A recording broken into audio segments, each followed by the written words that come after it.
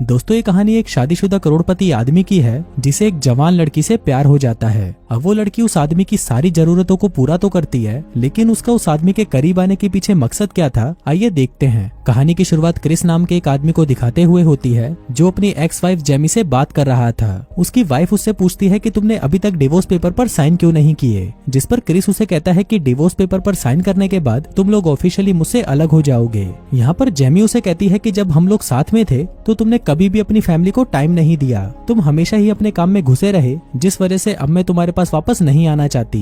दूसरी तरफ हम क्रिस की बेटी को देखते हैं जो कि अपने डैड को बहुत मिस कर रही थी। वो अपनी मॉम से पूछती है कि क्या अब आप डैड से प्यार नहीं करती, जिस पर जेमी उसे कहती है कि मैं अभी भी तुम्हारे डैड को बहुत प्यार करती हूँ, लेकिन अब मैं वापस उनके साथ नहीं रह सकती। इसके बाद हम क्रिस को देखते हैं जो कि लेट नाइट एक ग्रोसरी स्टोर में कुछ सामान लेने आया था। तभी वहाँ पर उसे एक लड़की मिलती है जिसका नाम स्काई होता है। स्काई उसे कहती है कि मैं कंफ्यूज हो रही हूँ कि मैं कौन मूवी के चाहने वालों, हम आपके लिए लेकर आए हैं एक धमाका ऑफर। नेटफ्लिक्स और अमेजोन पर भारी भरकम छूट आपके सामने अभी प्लान लिखे हुए हैं। किसी भी प्लेटफॉर्म के लिए संपर्क करें। सी वाइन खरीदूं, क्या तुम मेरी हेल्प कर सकते हो। अब क्रिस उसे एक अच्छी सी वाइन सजेस्ट करता है और स्काई वो वाइन खरीदकर बाहर आ जाती है। वो बाहर अपनी कैब आने का वेट कर रही थी, पर उसके उबर ड्राइवर ने राइड कैंसिल कर दी थी। तभी क्रिस उसके पास आता है और उसे कहता है कि अगर तुम चाहो तो मैं तुम्हें लिफ्ट दे सकता हूँ। अब स्काई इस बात के लिए मान जाती है और क्रिस उसे उसके घर छोड़ देता है। अब वहाँ पहुँचते ही स्काई को उसके रूममेट के चिल्लाने की आवाज आती है। फिर स्काई क्रिस को बताती है कि मेरी रूममेट के साथ झगड़ा हुआ था और मुझे लग रहा था कि जब मैं घर लेट आऊंगी तो वो सो चुकी होगी। इस पर क्रिस उसे कहता है कि अगर तुम चाहो तो मेरे घर पर आकर हैंग आउट कर सकती हो, पर इस पर स्काई उसे मना कर देती है। अब स्काई अभी भी अपने कमरे में नहीं जाती और बाहर ही खड़ी रहती है। इस पर क्रिस उसे फिर से कहता है कि तुम्हें मेरे साथ चलना चाहिए और इस बार स्काई भी उसकी बात मान जाती है। फिर घर पहुंचते ही जब स्काई क्रिस के आलीशान घर को देखती है तो वो सरप्राइज हो जाती है। स्काई उससे पूछती है कि तुम करते क्या हो। क्रिस कहता है कि कुछ नहीं, अब मैं रिटायर हो चुका हूँ। दरअसल मैंने कुछ एप्स बनाए थे और गूगल ने मुझे एक अच्छा सा ऑफर देकर उन्हें खरीद लिया, इसलिए मुझे अब कुछ भी करने की जरूरत नहीं है। फिर स्काई उसे बताती है कि पहले मैं एक मॉडल थी,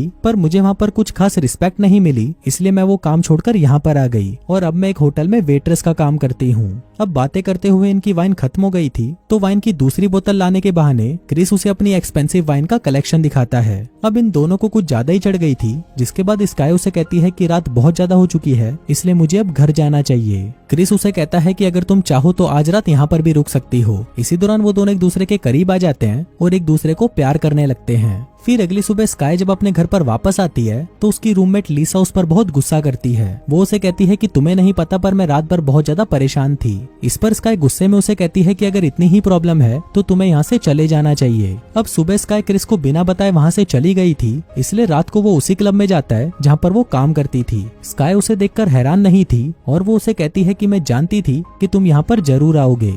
इस पर क्रिस उसे कहता है कि तुम ज्यादा सोचो मत, मेरा अभी अभी डिवोर्स हुआ है, इसलिए मैं किसी को भी डेट करने के मूड में नहीं हूँ। लेकिन अगले ही पल क्रिस को लगता है कि शायद उसने गलत बोल दिया, इसलिए वो स्काई को सॉरी बोलता है। फिर बातें करते करते जब वो दोनों क्रिस की कार के पास आते हैं तो वहाँ पर एक आदमी क्रिस की कार में से चोरी करने की कोशिश कर रहा था। वहाँ पर क्रिस उसे समझाने लगता है, पर तभी स्काई गुस्से में एक दारू की बोतल उस पर फेंक देती है। अब इससे उस चोर को भी गुस्सा आ जाता है और वो क्रिस का पैर तोड़कर वहाँ से भाग जाता है। इसके बाद स्काई उसे हॉस्पिटल लेकर जाती है और अगले दिन उसे घर लाकर उसका ख्याल रखने लगती है। स्काई उसे सॉरी कहती है और उसे कहती है कि अब से मैं नर्स बनकर तुम्हारा ख्याल रखूंगी। क्रिस भी इसके लिए मान जाता है और उसके ठीक होने तक वो उसे यहीं रहने को कहता है। इसके बाद स्काई अपना सामान लेने के लिए अपने घर जाती है। फिर वहाँ पर लीजा को जब पता चलता है कि वो यहाँ से जा रही है तो वो उसे कहती है कि तुम मुझे ऐसे छोड़कर नहीं जा सकती, अगर तुम चली गई तो तुम्हारे बिना मैं मर जाऊंगी। फिर हम उन दोनों को यहाँ पर किस करते हुए देखते हैं, जिससे हमें पता चलता है कि ये दोनों रिलेशनशिप में हैं। इसके बाद स्काई अपना सारा सामान लेकर क्रिस के घर पर आ जाती है और उसका ख्याल रखने लगती है। फिर रात को सोते हुए क्रिस स्काई से कहता है कि मैं तुमसे बहुत प्यार करता हूँ, जिस पर स्काई उसे कहती है कि मैं भी तुमसे प्यार करती हूँ। फिर अगली सुबह हम लीजा के मकान मालिक रोनाल्ड को देखते हैं जो कि लीजा से मिलने उसके कमरे में आता है।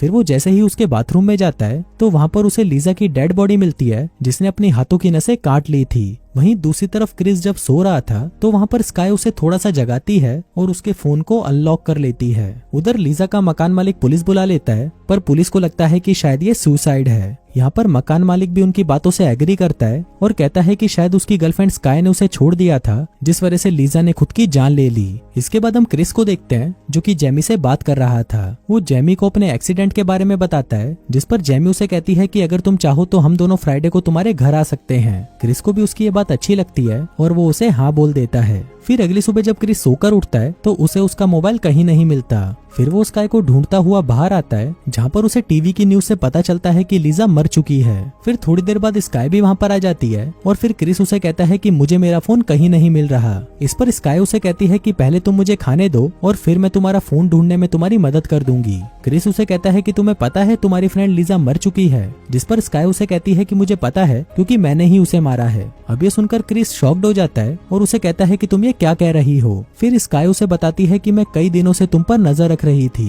तुम क्या करते हो, कहाँ जाते हो, किस टाइम पर जाते हो, मुझे सब पता था। उस दिन सुपरमार्केट में भी मुझे पहले से ही पता था कि तुम यहाँ पर आने वाले हो। अब ये सुनकर क्रिस को बहुत गुस्सा आता है और वो स्काई को वहाँ से जाने के लिए बोलता है, पर स्काई के पास क्रिस का मोबाइल था, जिससे वो पूरे घर को लॉक कर देती है। दूसरी तरफ हम रोनाल्ड को देखते हैं जो कि अगले दिन लीजा के कमरे में जाता है। वहाँ पर वो उसकी सभी चीजें देख रहा था और जिस दूरबीन से स्काई क्रिस को देखती है, रोनाल्ड भी उस दूरबीन से देखने लगता है। वहाँ पर एक लड़की बिना कपड़ों के योगा कर रही थी और रोनाल्ड उसे दूरबीन से देखकर एंजॉय करने लगता है। उधर स्काई ने क्रिस को व्हील चेयर से बांध दिया था। क्रिस उसे पूछता है कि तुम ऐसा क्यों कर रही हो, तो स्काई उसे बताती है कि तुम्हारे पास जो कुछ भी है मुझे ये सब कुछ चाहिए। मैं तुमसे तुम्हारी बैंकिंग आईडी और पासवर्ड पूछूंगी और तुम्हें मुझे सब कुछ बताना होगा। पर क्रिस उसकी कोई बात नहीं मानता और उसे गालियां देने लगता है। पर तभी स्काई एक ड्रिलर लेकर आती है और उसे उसके पैरों में घुसा देती है, जिस वजह से क्रिस को सब कुछ बताना ही पड़ता है। उधर रोनाल्ड भी अलग अलग घरों में झांकते हुए स्काई को देख लेता है। स्काई ने भी सारे पैसे अपने अकाउंट में ट्रांसफर कर लिए थे और वो खुद के नाम की एक फेक कंपनी बनाती है और ऐसा दिखाती है कि क्रिस ने ही उसे सारे पैसे ट्रांसफर किए हैं। फिर अगले दिन स्काई क्रिस के पास आती है और उसे कहती है कि मैं तुम्हें हर्ट नहीं करना चाहती थी, पर इस पर क्रिस उसे बोलता है कि क्या तुमने मुझे अपना नाम भी सच बताया था। इस पर स्काई हंसने लगती है और कहती है कि अब तुम्हें अपनी कंपनी के सारे शेयर्स मेरे नाम करने होंगे।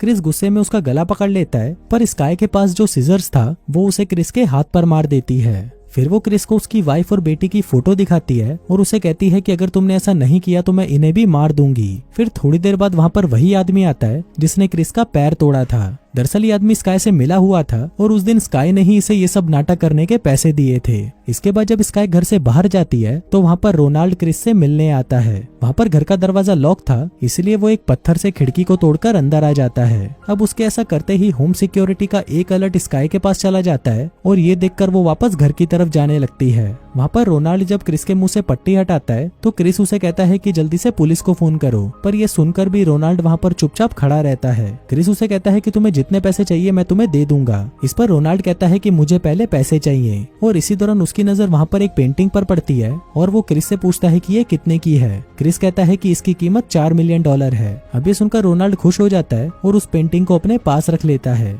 इसके बाद वो क्रिस को खोलने लगता है, पर तभी वहाँ पर स्काई आ जाती है। अब उसको आता देख रोनाल्ड वो पेंटिंग लेकर वहाँ से भागने लगता है, पर तभी स्काई सारे दरवाजे बंद कर देती है।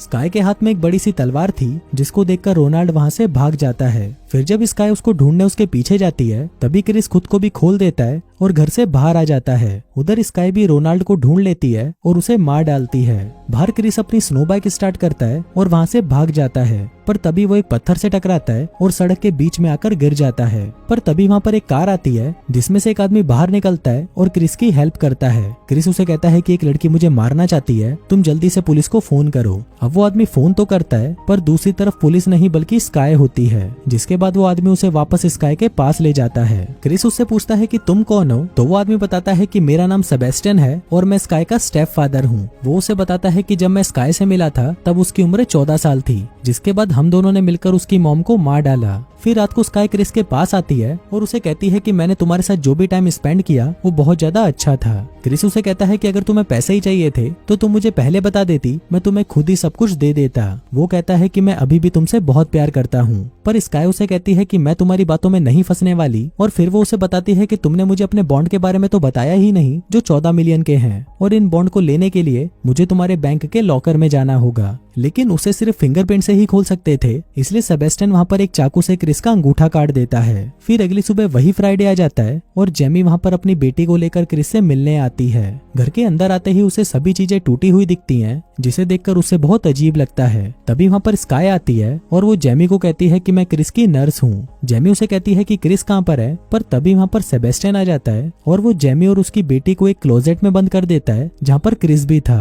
इसके बाद स्काई और सेबेस्टियन बैंक में जाते हैं और सेबेस्टियन क्रिस का अंगूठा यूज करके उसके लॉकर को एक्सेस कर लेता है। दूसरी तरफ जेमी क्रिस को बताती है कि तुम्हारे पास जितने भी बॉन्ड थे वो सारे अब मेरे नाम हो चुके हैं, क्योंकि कोर्ट ने कहा था कि अगर तुम मेरी बेटी को पालने का खर्चा नहीं दोगे तो तुम्हारे सारे बॉन्ड मेरे नाम हो जाएंगे।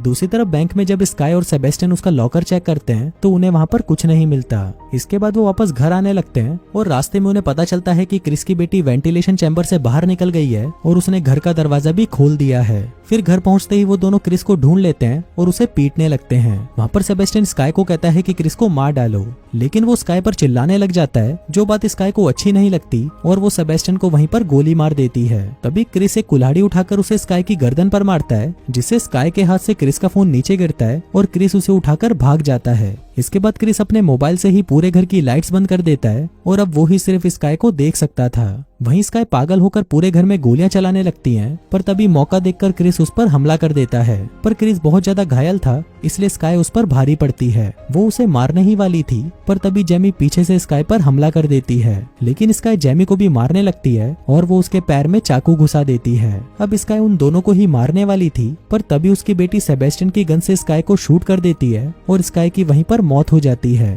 फिर थोड़ी देर बाद वहाँ पर पुलिस भी पहुंच जाती है। फिर मरते हुए स्काई क्रिस को अपना असली नाम बताती है, जो कि मार्गरेट था। और दोस्तों, इसी के साथ ही ये कहानी यहीं खत्म हो जाती है।